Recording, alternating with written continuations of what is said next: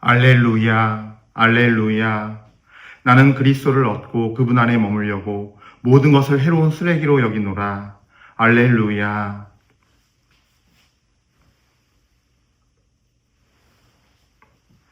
주님께서 여러분과 함께 또한 사제의 영과 함께 루카가 전한 거룩한 복음입니다. 주님 영광 받으소서. 그때 예수님께서 제자들에게 말씀하셨다. 나는 세상에 불을 지르러 왔다. 그 불이 이미 타올랐으면 얼마나 좋으랴. 내가 받아야 하는 세례가 있다. 이 일이 다 이루어질 때까지 내가 얼마나 짓누릴 것인가. 내가 세상에 평화를 주러 왔다고 생각하느냐? 아니다. 내가 너희에게 말한다. 오히려 분열을 일으키러 왔다. 이제부터는 한 집안의 5식구가 서로 갈라져 세 사람이 두 사람에게 맞서고 두 사람이 세 사람에게 맞설 것이다. 아버지가 아들에게, 아들이 아버지에게, 어머니가 딸에게, 딸이 어머니에게, 시어머니가 며느리에게, 며느리가 시어머니에게 맞서 갈라지게 될 것이다.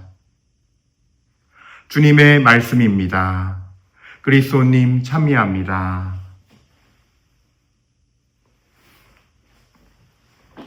찬미 예수님, 은요 1830 교회 여러분들, 오늘 하루 우리 모두 이제 시작하면서 또 이 말씀 보면서 이 말씀을 함께 묵상하면서 주님 안에서 많은 은혜가 임하고 깨달음이 임하고 또 그 깨달음이 이제는 나가서 주님 말씀을 전하게 하고 또 내가 말씀을 살아가게 하는 그런 은혜가 있는 변화가 있는 여러분들이 되시기를 바라면서 오늘도 주님께 감사와 찬미 드리면서 시작하도록 합시다. 예수님 정말 당신의 거룩하신 이름과 아름다우신 당신을 감사드리고 당신을 경배하고 찬미합니다.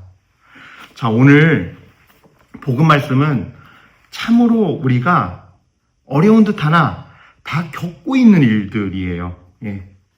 물론 이 말씀을 특히 이제 우리 오늘 복음의 12장 52절 이하의 말씀 보면 그렇죠. 이제부터는 한 집안의 5식구가 갈라져서 세 사람이 두 사람에게 맞서고 두 사람이 세 사람에게 맞설 것이다. 아버지가 아들에게, 아들이 아버지에게, 어머니가 딸에게, 딸이 어머니에게, 시어머니가 며느리에게, 며느리가 시어머니에게 맞서 갈라서게 될 것이다. 갈라지게 될 것이다. 라는 이런 어떤 분열, 그러니까 우리가 들었을 때는 굉장히 불편하고 왜 이런 혼동이 되는 말씀을 주시지? 라는 어떤 생각이 정말 들 수밖에 없는. 근데 그거는 어찌 보면요. 인간의 시선에서 바라봤을 때 이야기인 거예요.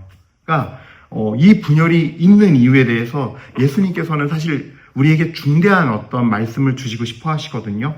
그래서 이거를 어떻게 여러분들과 함께 나눌까 하다가 사실 제가 이제 겪었던 것 중심으로 해서 그 안에서 제가 성경 말씀 안에서 깨닫게 되고 주님께서 정말 찝어서 가르쳐 주신 말씀들이 있어요, 저한테. 그래서 그런 것들을 함께 묵상하면서 오늘 나누어 볼까 합니다. 사실 저도 어느 순간부터 조금 제가 이제 스스로 깨닫게 된 게 있어요. 그러니까 예전에 제가 사제가 될 때 정말로 어떤 주님을 잘 모르고 그럴 시절에는요 이렇게 생각했어요. 그러니까 나는 이제 교회에 봉헌된 사람이니까 가정 일은 좀 제쳐두고, 사실 그 제쳐두라는 표현이 솔직하고 정직한 표현일 거예요. 나는 이 교회에 봉헌되어서 교회를 통해서 나에게 맡기신 사람들을 잘 돌보면 돼 라고 생각한 거예요. 근데 지금 생각하면 그래요. 이거는요 마치 이런 거 같은 거예요. 그러니까 집에서 내가 가장 아빠면요 나는 직장에서 돈을 벌어오니까 나는 그거에만 충실하면 돼. 그냥 주말에 좀 애를 돌봐주고 나머지는 나 너무 힘드니까 나 물리적으로 못하니까 난 그리고 이거 하는 것만으로 충분하니까 평일에 뭐 하고 이런 거 하는 거는 다 저기 와이프가 하면 돼. 그건 내 일 아니야. 라고 하는 모습과 똑같은 거예요. 사실은 이게 그렇더라고요. 제가 그러면서 뭔가 가정 안에 문제가 생기고 아픔이 있고 그럴 때마다 저도 영적으로 영향을 받는 거예요. 그 상처가 그대로 남아있게 되고 아픔이 그대로 남아있게 되고 내 사목지에서 주님께서 맡겨주신 그 양들을 분명히 뭔가 영향을 미쳐요. 잘 못 돌보게 되고 편협한 시선을 가지게 되고 내 상처 때문에 풀리지 않은 상처 때문에 그 상처의 아픔이 이 상황에서 본당에 있는 신자나 내가 맡고 있는 이 사목지에서 모시고 섬겨야 돌보고 섬겨야 할 양들에게 그 상처가 그냥 가는 거예요. 내 잘못된 방식으로 말을 표현한다거나 잘못된 생각으로 편협한 생각으로 말을 한다거나 편애를 한다거나 등등의 방식으로 그렇게 드러나는 거예요. 결국에는. 그래서 항상 이렇게 의문이었죠. 진짜 가정을 그러니까 내가 교회에 이제 받쳐졌으니까 가정에서를 좀 소홀히 하고 이게 맞는 건가? 근데 어느 날 성령께서 저에게 확신을 주시는 게 가정을 돌보지 못하고 가정 안에 주님의 말씀과 성령의 어떤 일치 안에서 주님의 말씀으로 순종하고 그 질서가 주님의 말씀에 따른 그 순종의 질서가 세워져 있지 않으면 순종을 통해서 질서가 세워져 있지 않고 그 가정이 성화되지 않고 주님께 못 돌아오면 사제로서 제 직무를 똑바로 하지 못하는 것이고 한 사람의 사제가 또 사제가 아니어도 한 사람의 영혼이 올바로 서지 못한다는 거예요. 이게 중요한 거예요. 그래서 하느님 앞에 온전히 질서를 세우는 여정이 필요하구나를 제가 느끼고 있었는데 제가 아지트 후원자를 모집하기 위해서 오금동인가 어디 공릉동인가 기억이 그런 것 같아요. 어느 본당에 가서 딱 앉아있는데 그때 말씀이 내렸어요. 주님께서 이거에 관련해서 저한테 하시는 말씀이 가정에 있는 모든 가족들도 다 너의 양떼다. 그들은 너가 평생 돌봐야 할, 섬겨야 할 양떼이다. 너가 사제로서, 영적인 아버지로서 서야 한다, 그들에게. 비록 너가 집안에서는 막내이고, 막내 아들일 뿐이지만, 그리고 한 사람의 삼촌일 뿐이지만, 너는 그들에게도 영적으로는 아버지여야 되고, 영적으로 그들을 섬기면서 돌봐야 한다. 말씀으로 양육해야 되고, 돌봐야 한다. 라는 말씀이 되게 강력하게 오면서, 네 가지 말씀을 저에게 성경을 찝으면서 다 예수님의 삶을 알려주셨어요. 이거를 보면은 오늘 예수님의 이 말씀들이 이해가 될 거예요. 그럼 제가 한 번 더, 오늘 복음이 중심이 돼야 되니까 말씀을 한 번 더 봉독하고 들어갈게요. 자, 보세요. 51절에 내가 세상에 평화를 주러 왔다고 생각하느냐? 아니다. 내가 너희에게 말한다. 오히려 분열을 일으키러 왔다. 근데 여기서 이 분열은요, 혈과 육의 눈으로 봤을 때 분열이에요. 영적으로는 싸움이며 하느님의 그 성령의 비추임 받아서 이 가정의 모든 구성원들이 모든 사람들이 다 깨끗해지고 성화되고 하느님의 질서 앞에 순종하면서 정화돼서 순종하면서 하느님을 따르는 삶으로 성령의 일치의 끈으로 묶어주는 그 여정을 위한 분열이에요. 사실은 일치를 위한 분열이에요. 그래서 보면은 아까 52절 제가 읽었으니까 이 부분은 넘어가고 이제 말씀을 드릴게요.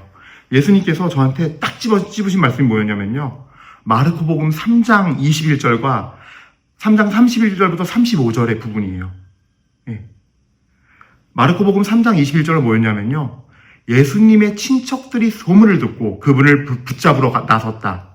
그들은 예수님께서 미쳤다고 생각하였던 것이다. 예수님께서 30살이 되도록 장가란가. 그 당시에는요, 20살 전에, 그러니까 20살 무렵에 다 장가 갔어요, 남자들은. 여성들은 16, 15? 그때 다 결혼을 했어요. 그게 그냥 일반적인 의미에서의 삶이었는데, 30이 되도록 장가를 안 가요. 그리고 집을 나갔어요. 그리고 들리는 소문이 여기저기 마을을 다니면서 막 하느님의 말씀 막 전한다는 거예요. 복음을 전하고, 하느님 나라를 가르친다는 거예요. 막 그런 어떤 여러 회당에 들어가셔서 가르치고, 또 길거리에서 나가서 막 사람들 만나면서. 그러니 얼마나 이 친척들은 혈과 육의 정으로 너무나 사랑해서 너무나 잘 아는 예수님을 얼마나 붙잡으려고 했겠어요. 아니 우리 유대교의 간습을 따라야지 왜 자꾸 저런 말들을 하고 다니고 왜 이 유대교 안에서의 우리 간습을 따르지 않나. 그 당시 통치사회는요, 종교가 사회를 다 지배했으니까요. 그래서 율법이 곧 그 나라의 법이었어요. 지금도 물론 이스라엘 그렇긴 하지만, 예. 그러니까 이 율법대로 살고 있기 때문에 그 종교적인 어떤 영역에서 봐도 그렇고, 신앙적인 영역에서 봐도 그렇고, 모든 면에서 봤을 때 제정신이 아닌 거예요. 잘못된 거예요. 지금 신앙적으로도 잘못된 거고, 예. 그러니까 걱정을 하고 혈과 육의 정으로 이들은 잡으러 나온 거예요. 붙잡으러 예수님을. 예수님도 그런 박해를 받은 거예요. 주님 말씀을 전하기 위해서 할 때 친지들이 예수님을 붙잡고 박해를 했어요. 예. 붙잡으려 나섰어요. 그때 예수님께서 어떻게 하셨는가? 밖에서 친척들이 와서 가족분들이 와서 기다리고 있다고 하니까 예수님이 딱 이렇게 말씀하세요. 누가 내 형제요 내 어머니냐? 여기 있는 이 사람들, 하나님 뜻을 실행하는 사람이 바로 내 형제요 누이요 어머니다. 예. 얼마나 밖에서 기다리면서 그 말을 듣고서 거기 바로 바깥인데 그 말을 못 들었겠어요? 그 말이 전해졌을 때 뭐라고 말해요? 했을 때 이 말을 전해준다면은 누가 내 형제요 누이요 어머니인가? 바로 여기 있는 이들, 하나님 말씀을 듣고 실행하는 사람들이 바로 내 형제요 누이요 어머니다. 바로 들었을 거 아니에요. 혈과 육의 정으로 그 먼 길을 그래도 생각해서 왔는데 예수님께서는 이게 당신 생각으로 말씀하신 게 아니에요. 하나님의 말씀을 전해준 거예요. 가족들에게. 그 가족들이 그 말을 듣고 화가 나고 섭섭할지라도 섭섭하고 아마 화도 났을 거예요. 이렇게 멀리까지 와서 너 생각해서 왔는데 혈과 육의 정으로. 근데 혈과 육의 정보다 더 큰 것이 있다라는 거예요. 더 큰 사랑이 있고 더 큰 일치가 존재하는데 그건 바로 성령께서 주신 일치와 하나님 말씀 안에서의 일치다라는 것을 강조하시는 거예요. 어머니를 부정하는 것도 아니고 형제의 존재성을 부정하는 것도 아니에요. 그것보다 더 큰 것이 있습니다. 예. 지금 혈과 육의 시선, 인간의 시선, 세상의 시선으로 바라봤을 때 매우 화가 나고 섭섭하셨겠지만 이것은 더 큰 사랑인 하나님의 사랑으로 그 하나님의 사랑으로 우리에게 주시는 성령의 끈으로 일치시켜주기 위한 분열입니다. 우리 영혼이 혈과 육의 시선을 넘어서 그 차원을 넘어서 바로 주님의 차원, 영적인 차원, 성령의 눈으로 보는 그 차원으로 옮아감의 과정이라는 거예요. 예. 그러니까 예수님께서 생애에서 겪어 나가신 거예요. 이런 일들을. 그리고 예수님께서 전 그런 생각이 들어요. 얼마나 힘드셨으면 이런 말씀을 하셨을까. 마르코복음 6장 4절에 나자렛 회당에 와서 그러시죠. 예언자는 어디에서나 존경받지만 고향과 친척과 집안에서만은 존경받지 못한다. 이 말씀을 딱 주시더라고요, 저한테.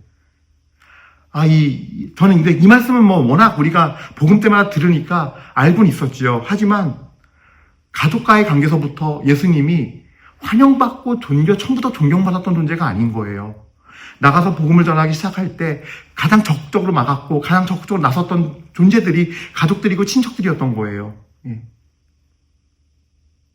하나님 말씀에 서게 하기 위해서 예수님도 부단히 노력했던 거예요. 그 가족들은요, 단순한 혈과 육의 정으로만 아니라 율법의 규율에 따라서 그런 거예요. 예.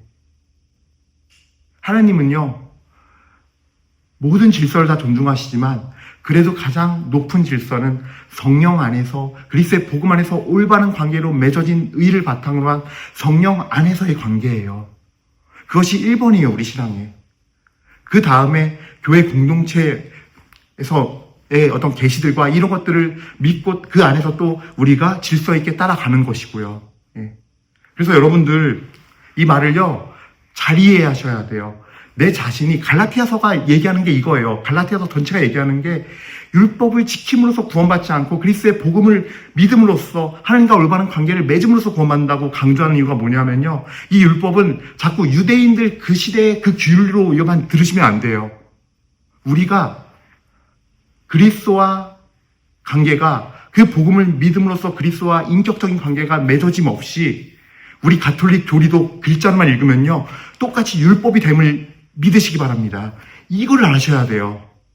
그러니까 그래서 우리가 가톨릭 대사전 교리서에 따르면요. 고해성사 때 성찰과 통회와 정계 과정, 이 세 가지 과정을 사실은 성찰, 통회, 정계 과정을 회개라 그러거든요. 그래서 회개한 뒤에 사제에게 가서 고백하는 거예요. 여러분들 구약 성경 보면요, 나병 환자가 병 고침을 받고 나서 사제에게 가서 선언 받으라 그러잖아요. 예. 그거 약간 비슷한 면이 저는 있다고 봐요. 이 묵상할 때. 내가 회개함 없이 가서 사제에게 고해하면요, 아무 의미가 없어요. 근데 이 회개 과정에서 가장 중요한 게 뭐냐? 또 회개 얘기 아니에요. 예. 성령의 빛을 받아서, 성령의 빛의 도우심을 받아서 내 마음의 영혼을, 양심을 비추임을 봐야 되는 거예요. 근데 우리는 대부분 어떻게 하냐? 쉽게 열심히 한 사람들, 정말 열심히 하는 사람들, 십계명 딱 펴놓고서, 십계명 쭉 펴놓고서 내가 생각하는, 즉 나의 이 완전히 깨끗하지 않고 죄로 물들어 있는 이 눈으로, 그럼 뭐예요? 벌써 잘못된 눈이에요. 여기에도 벌써 내가 죄인 건데 죄 아닌 거로 걸러버린 것도 되게 많아요. 그래서 내가 죄라고 생각하는 거, 잘못된 눈으로, 들보시 눈으로 보면서 내가 죄라고 생각하는 것들을 보고 또 혼자 겁나게 후회하고 겁나게 막 가슴을 치면서 반성을 해요. 내 힘으로, 혈과 육의 힘으로, 내 의지력과 내 감정으로. 그게 만약에 막 끌어올라서 막 충분히 막 한 것 같으면 이제 회개됐네 그러면서 성사보러 가는 경우가 태반이에요. 예. 아니에요. 정말로 애가 끓게 온몸을 다 던져서 성령의 비추임 비춰달라고 먼저 기도해야 돼요. 내 눈으로 보지 말고, 이 눈도 잘못된 눈이니 당신께서 원죄를 씻어주셔서 자유의지의 타락을, 죄를 용서해 주셨지만 여전히 당신은 자유의지를, 저를 너무 사랑하셔서 그럼에도 불구하고 허락해 주셔서 여전히 저는 제 자유의지로 마음대로 결정하면서 살아가는 인생이었으니 이 눈이 얼마나 잘못됐겠습니까? 하나님의 눈으로 보지 않았으니, 혈과 육의 눈으로 살지 않았습니까? 그러니 성령께서 비춰주소서를 가장 먼저, 가장 강하게 청해야 돼요, 사실은. 그 안에서 비춰주는 인도를 따라서 내 죄를 봐야 돼요. 그렇게 이루어지는 성찰과, 그렇게 이루어지는 통회와 정계, 굳은 결심이 이루어질 때, 비로소 하나님은 회개의 은혜를 부어주세요. 부어달라고 청해야 되고, 이 또한. 예. 어쨌든, 갑자기 얘기가 이제 글로 나갔는데요. 어쨌든 간에 우리는 그런 존재들이죠. 예. 그런 존재들이고, 그러다 보니까 사실은 그런 것들이 다 예수님의 관점에서 봤을 때는 온전히 다 깨끗하게 정화되어야 되는 여정이 우리 모두에게 다 필요한 것이고, 그런 의미에서 말씀을 따라 사는 거. 예. 약간 제가 벗어나서 좀 약간 얘기가 진행이 이제 그렇게 돼버렸는데, 다시 이제 돌아와서 다시 말씀을 드릴게요. 예. 그리고 또 이제 예수님께서 겪었던 아픔 중에 하나가 마르코복음 6장 4절. 이 부분 이제 얘기하다가 그렇게 됐는데, 그러니까 예언자는 어리석어 존경받지만 고향과 친척과 집안에서만은 존경받지 못한다. 또 전 이거에 대한 말씀도 예수님이 그러시는 거예요. 나는 다 내가 십자가에 못 박히기 전에 걸어왔던 여정에서 수많은 반대와 아픔과 고난이 있었단다. 십자가는 그 정점이고 마지막이었고 가장 모든 이에게 구원을 주는 가장 중요한 여정이었지만, 하루하루의 삶, 너희에게 남겨주는 그 하루하루의 발자취가 사실은 다 고난의 여정이었다. 라고 말씀하시면서 집안의 가족들까지도, 그 한 명의 모든 영혼들까지도 주님 앞에 성령의 은혜 안에 세워야 했다. 라는 말씀을 저한테 주시더라고요. 그리고 또 주셨던 말씀의 마지막이 그거였어요. 사도행전 1장 14절. 뭐였냐면요, 다락방에서 기다리라고 하셨잖아요. 위에서 오는 능력을 받을 때까지 너희는 예루살렘을 떠나지 말라 그랬어요. 승천하시면서. 그리고 나서 거기에 예수님의 제자들과 예수님의 어머니와 그분의 형제들이라는 표현이 있어요. 같이 있었던 거예요. 이게 뭘 의미해요? 3년의 여정이 끝나고 예수님의 십자가 부활 사건이 끝나간 뒤에 그들의 모습은요, 예수님의 형제들과 가족들의 모습은요, 예수님 말씀에 순종하는 사람이 돼 있었어요. 복음의 말씀에 순종하는 일이 돼 있었어요. 예. 기억이 났네요. 다시, 예. 그 잃어버렸던 길을 찾았네요. 그러니까, 우리가 율법을 지키게 될 수 있다라는 거예요. 같이 현재 복음이 선포됐지만. 그래서 주님과의 관계 회복이 중요하다는 거예요. 그래서 고해성사가 있는 거예요. 그래서. 성령의 빛을 받아서 우리 영혼을 깨끗이 계속 정화하라고. 그러니까 우리가 정말로 주님 앞에 큰 회개를 할 때, 저는 큰 회개라는 표현을 쓰거든요. 제일 첫 회개, 큰 회개할 때는 내 육정, 온갖 육체의 쾌락적인 거, 이런 것까지 다 해야 돼서, 사람으로 치면요, 막 몇 년, 몇십 년간 목욕을 안 한 사람인 거예요. 그래서 아주 막 정말 너무 더러워진 상태여서, 정말 너무나 오랜 시간이 걸리고, 그걸 다 없애는데, 정말 많은 시간과 많은 다른 비누부터 해서, 샴푸부터 해서, 많이 다 써서, 다량으로 해서, 뜨거운 물로 오래오래 해야 되지만, 때도 벗기고, 세종례 때 예수님께서 그러시죠. 베드로가 처음에 안 하려고 그러다가, 그러면 제 머리부터 발까지 다 해달라고. 그러자 예수님께서 목욕을 한 사람은 깨끗하다. 발만 닦으면 된다 그랬어요. 그 다음부터 회개는요, 우리가 사실 발만 닦으면 되는, 깨끗해진 상태에서 발만 닦으면 되는 회개의 차원으로 옮아가는 것 같아요. 그래서 정말로 내 영혼이 처음에 회개하는 것이 가장 크고 어려운 일이고 가장 많은 어떤 영적인 과정, 작업이 들어가는 것 같아요. 근데 어쨌든 이것이 이루어지지 않은 채로 않았다는 얘기는 그리스도와 올바른 관계가 안 맺어졌다는 얘기거든요. 이거는 뭐 세례를 받고 세례를 받은 지 몇 년이 됐고, 그 다음에 매일 미사를 나가고, 묵주기도를 몇 달을 바치고, 성취도를 얼마나 하고, 이런 문제가 아니에요. 그래서 정말 주님 안에서 진정으로 만남이 있어야 되고, 인격적인 이게 형성이 돼야 율법의 테두리에서 벗어나요. 우리 가톨릭 교리서도 율법이 될 수 있다라는 거예요.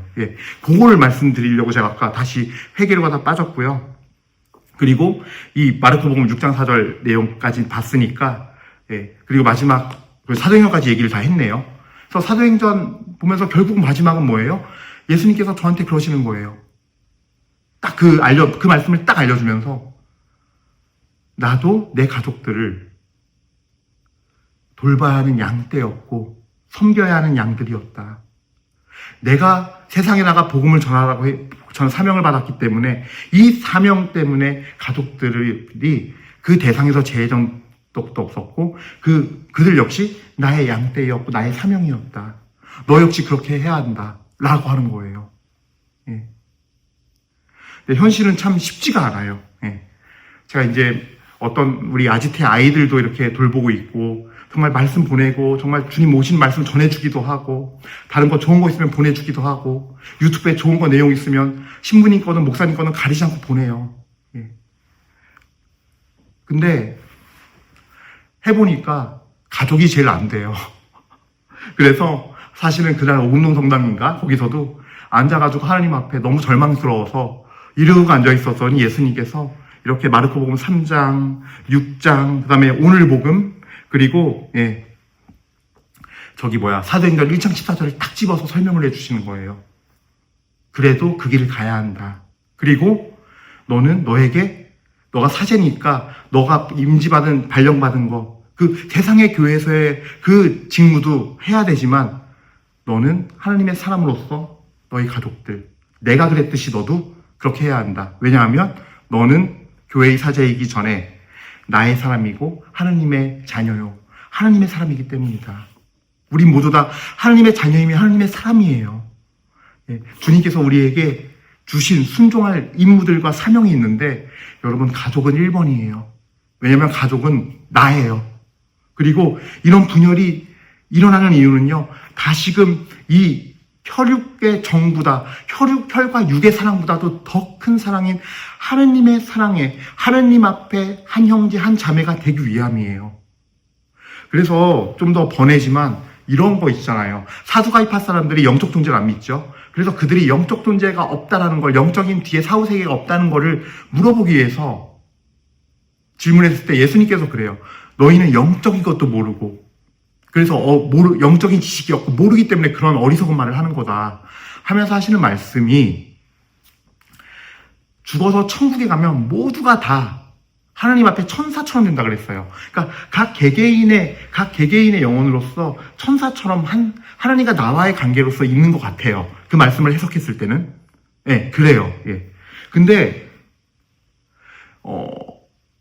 그렇기 때문에 이 가족이 우리가 혈과 육의 정인 건 세상을 사는 동안뿐이에요. 그러나 더 중요한 건 죽어서의 영원한 생명, 영원한 생인 하나님 나라에서의 삶인데 그 삶을 살아가기 위해서는 이 혈과 육의 사랑만 나눠서는 안 된다는 거죠. 바로 그 영원한 생명을 누릴 수 있는 하나님의 성령 안에서의 일치, 그 성령을 따르는 삶, 성령 안에서 한 형제 자매가 되는 그 사랑으로 한 형제가 돼서 다시 묶여야 되는 거고, 그걸 위한 일시적인 분열인 거예요. 이 분열은 갈라서 맞서 싸우는 이유가 혈과 육의 어떤 시선, 이 세상적인 시선에서 하나님의 시선으로 우리 가족들이 옮아가게 하는 거. 그래서 하나님의 질서 앞에 정렬하고 그 말씀을 따르며 성령의 은혜 안에서 살아가게 하는 것이라는 거죠. 최종적인 결론은.